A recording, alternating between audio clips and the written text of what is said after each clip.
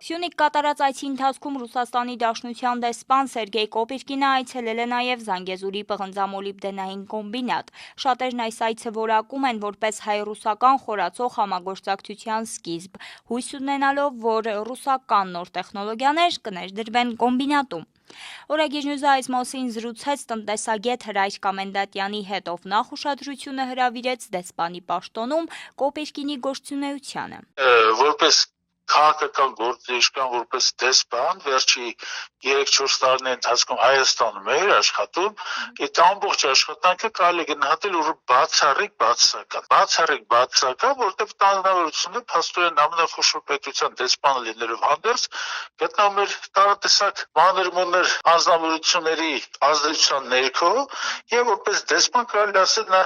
ոչինչ չարեց այս տարիներին, որովհետեւ Ռուսաստանի, Հայաստանի միջև բարեկամական հարաբերություն զարգացան, ընդհակառակը այս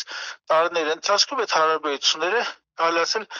հայտնվել է մազից կախված վիճակում։ Հիմա այցելել է բնականաբար հավանաբար ճանապարհորդական իր հետաքրքրությունների ձելնելով նա ոչ ընդհանրենք հետախույզ է, ոչ տնտեսական ինչ-որ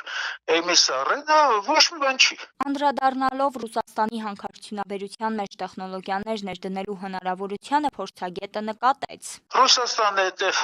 հանքարդյունաբերության մեջ տեխնոլոգիաներ ինչ-որ ներդնելու խնդիր չունի, որտեղ բայց եղանակով արդյունահանվող հանքաքարն է այդտեղ ընդամենը բարձվում, բեռնվում, տարվում այդ հանքարդյունաբերական հարստացուցիչ ֆաբրիկաները,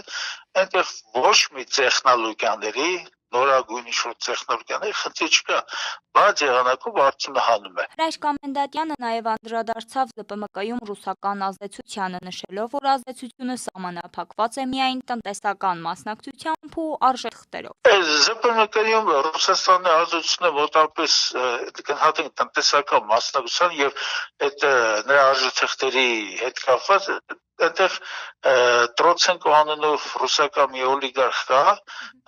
եւ այդ ռուսական օլիգարխը ռուսական նավթա վերամշակման խոշորագույն ձեռնարկությունների հոլդինգի մեջ նաեւ մեծ փայատեր է եւ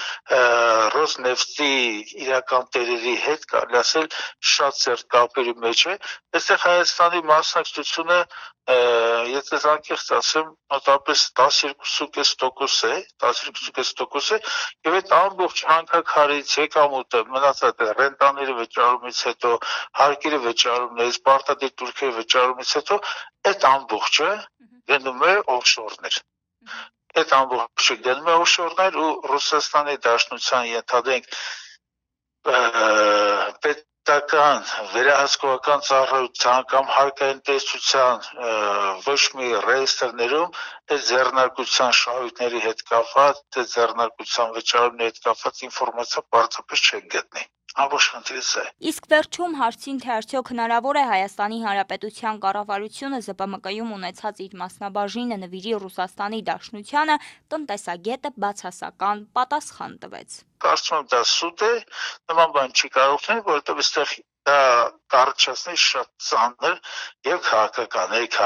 հետևանքներ կառաջացնի եւ բացի այդ մեր բյուջեի կատարման հետ կապված, կատարողական հետ կապված լրջագույն ռիսկեր այդտեղ կառաջանան։ Կարծում եմ այդ հարցադրումը իրականության հետ կապ չունի։